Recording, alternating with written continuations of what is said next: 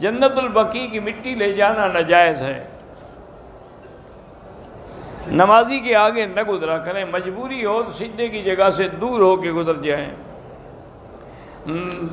داڑھی رکھنا جو ہے وہ واجب ہے، اور سنت الانبیاء تمام انبیاء کی سنت ہے، اور میرے آقا کی بھی ہے۔ ایک دفعہ کٹانے والا گناہ صغیرہ ہے، بار بار کٹانے سے گناہ کبیرہ ہے، اور وہ فاسق و فاجر ہو جاتا ہے۔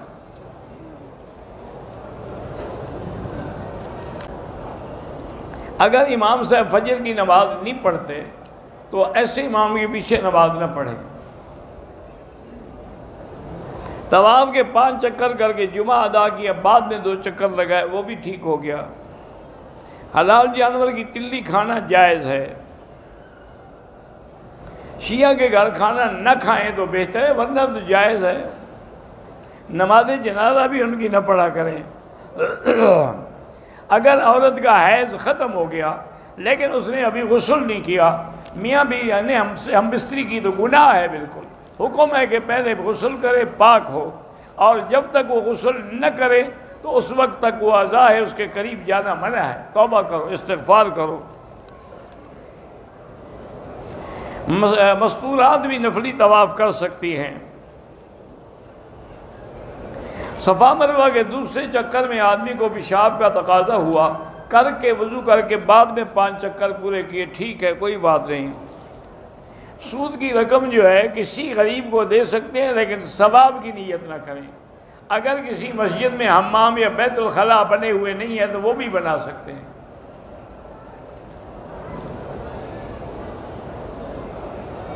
ہم نے عمرہ کر لیا ہے، لیکن مسجد عائشہ سے اگر کریں تو وہ بھی جائز ہے، کریں نہ کریں تمہاری مرضی ہے۔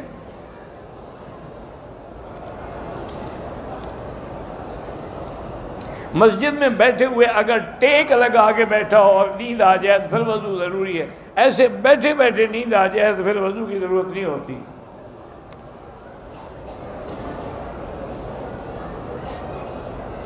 استغفار کا جو میں نے وظیفہ بتایا ساری زندگی کرتے رہو۔ اللہ کے قرآن کا حکم ہے فَقُلْ تُسْتَغْفِرُوا رَبَّكُمْ إِنَّهُ كَانَ غَفَّارًا۔ والدہ بیمار ہیں، اللہ شفا عطا فرمائے۔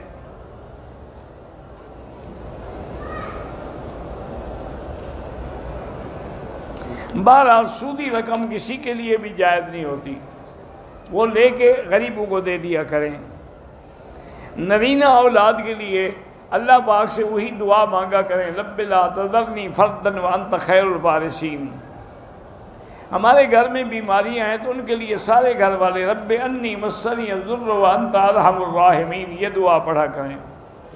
میرے دوست کی والدہ کا انتقال ہو گیا، اللہ مغفرت فرمائے۔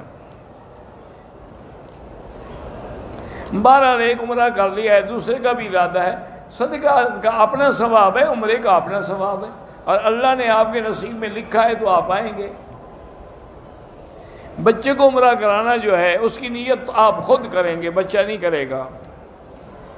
اگر احرام کی حالت میں شیمپو سے ہاتھ دھوئے ہے تو 5-10 ریال خیرات کر دیں۔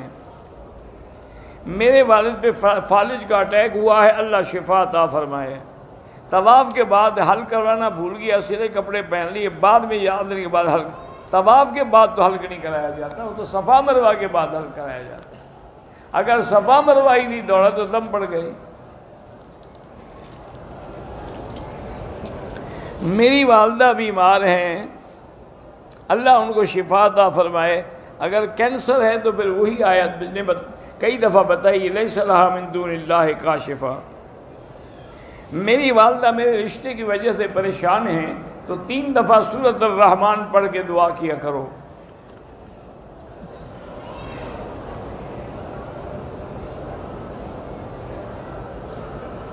اگر عورت نے دوسری شادی کر لی ہے تو پہلی اولاد جو ہے اس کے لیے وہ محرم ہوگا، بالکل اس کی ماں کا شوہر ہے وہ۔